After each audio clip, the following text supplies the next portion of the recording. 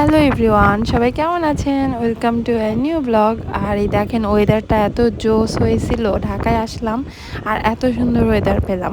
ঈদের পর আমি বুধবারই চলে আসছিলাম ঢাকায়। তো এসে হচ্ছে পরের দিনই এরকম সুন্দর একটা ওয়েদার পেয়েছি। আর আমার বাসায় কিছু বন্ধুবান্ধব আসছিল। সো আমরা সবাই মিলে এত সুন্দর ওয়েদারে ছাদে চলে গিয়েছিলাম। সাথে আমি চা বানিয়ে ছাদে নিয়ে গেছি আর সবাই একসাথে বসে ওখানে আড্ডা মেরে মেরে চা খাচ্ছিলাম।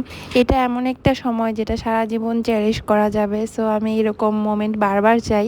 যাই হোক, তারপর সন্ধ্যার টাইমে একটু বের হয়ে গিয়েছিলাম। আমার ননদও ছিল আমার বাসায়, ওকে নিয়ে আসছিলাম, ওর পরীক্ষা ঢাকা ভার্সিটিতে। সো এর আগে আমরা একটু চলে গিয়েছিলাম, এই যে হেয়ার ইসি। তো সারা, আমি আর সাজিদ তিনজন মিলে আমরা একটু সন্ধ্যায় বের হয়েছিলাম, বিকজ ও বোর হচ্ছিল পড়াশোনা করতে করতে। তো ভাবলাম ওকে একটু ঘুরাই নিয়ে আসি। আর চলে গিয়েছিলাম সিক্রেট রেসিপিতে। সো আজকের ভিডিওতে মেনলি সিক্রেট রেসিপির এই খাবার ডেজার্ট কেমন ছিল সেগুলোই থাকবে।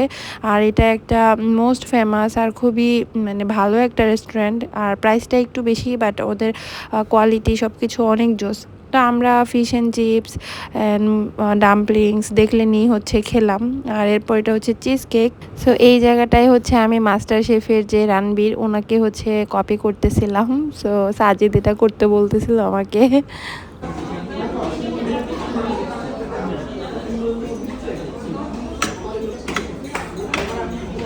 स्वाद आ गया। সো এই তো, আমি জানি না কতটুকু পেরেছি, বাট আমরা ওই সিজন পুরাটা দেখছি and I really like him. তো যাই হোক, তারপর ওদের বিভিন্ন কেক দেখতেছিলাম। ওদের কেকগুলো এত মজা, আপনারা যারা এখনও খান নাই অবশ্যই ট্রাই করবেন।